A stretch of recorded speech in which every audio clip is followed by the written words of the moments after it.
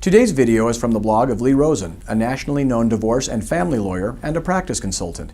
Here is the link to his blog posting, and I will also include the link in the description section of this video. The title of Lee's blog posting is, "Do you hesitate to ask questions in public?" Now, this blog post was written for lawyers, but the advice and the principles apply just as well to clients of lawyers. You'll be richly rewarded if you follow it. Sometimes I wait to ask my question. I'll wander up after the speaker is finished and wait for the line to dwindle. I'll wait until everyone else has asked his or her questions, and then I'll slowly approach to ask mine. Once in a while, I get into this strange, overly polite battle of wills with someone else waiting. We'll both stand on our heels and hold back. I might grant the other permission to go first, but he'll tell me it's okay with him for me to go first. We're both holding out, hoping to ask without others listening. It reminds me of these weird two-person bike races I've seen on TV where the cyclists spend time practically standing on the track as they wait for the other to take the lead. They want to be in the drafting position behind the other cyclist to save energy. They each wait for the other to take off so they can follow. It's bizarre. I don't like asking questions in front of others. My mind races. What if my question reveals that I missed the point? What if my question reveals that I'm not smart enough to get it? What if it's a question that makes me look stupid? So I wait until the end. I hope for a chance to look stupid to only the speaker instead of the larger crowd. Fear of embarrassment is a powerful force. It motivates us to do some things. It motivates us not to do other things. Maybe our fear of embarrassment protects us sometimes? Maybe it's deeply rooted in something physiological. Maybe somehow it's a good thing. But it's not good when I see it in action. The fear of asking questions hurts us. It causes lawyers to stay quiet when we don't understand it. It keeps lawyers from throwing out creative ideas that might get shot down. It slows lawyers from acting first because we'll stand out from the crowd. It pushes us to do things we'd rather not do because everyone else is doing it. It forces us to conform even when it's against our emotional, financial, or personal interests. Fear of embarrassment comes up most often for me when I ask for questions during my programs. Lawyers sit silently and look blankly at me. Then we adjourn for a break. Suddenly, the lawyers are waiting to talk to me, or after we finish for the day, they suddenly want to chat. They want to sit at the bar, go to dinner, or email me with the question that could have been asked at the program.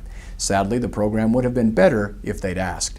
Others would have heard my answer, and it would have applied to them as well. Others would have been stimulated by the question that's one step ahead of them and realized what was coming down the road.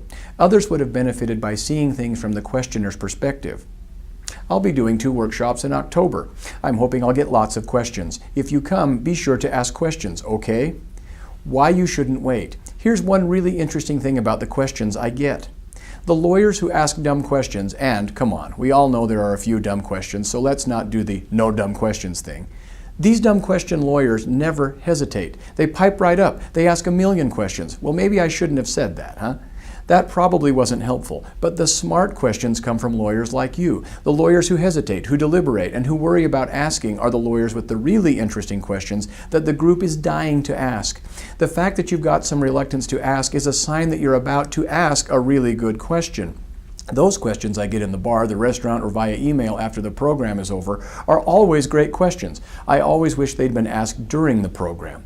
But it's not just me who loses out when you hesitate to ask, it's you. Those of us who hesitate to ask questions end up not knowing, or worse. When I didn't ask, I'd often end up deciding on what the answer must be instead of getting the right answer. I then find out later, sometimes too late, that my assumption was wrong. I could have saved lots of time and money had I properly understood before taking action. Not asking is expensive, is painful, and has all sorts of unexpected consequences. What I've learned from my wife's questions. We go on guided tours sometimes when we travel. We're especially fond of the food tours. My wife asks questions, lots of questions. Many of them are smart, good questions, but once in a while she asks a dumb one. Sometimes people giggle at the questions, sometimes even the guide will laugh, but that doesn't slow her down.